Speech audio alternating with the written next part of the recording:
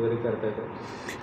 जो पत्र कंप्लेंट आपल्याला पोलीसमध्ये प्राप्त होतात त्याच्यामध्ये शासनाचा GR आहे. कंप्लेनंटचं नाव आणि पत्ता नसेल तो त्याच्यामध्ये चौकशी ना करण्याचा शासनाचा GR आहे.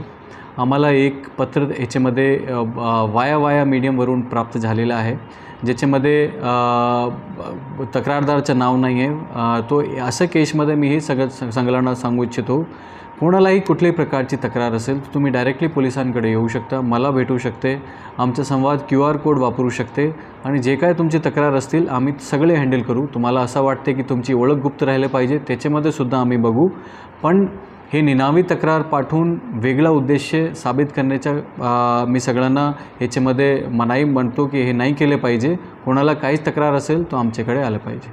याची काही तुम्ही चौकशी वगैरे लावताय? निनावी पत्र कुठून गेले, कुठल्या ऑफिसमधून, पोस्ट ऑफिसमधून गेले किंवा कुठल्या कुरिअरमधून गेले?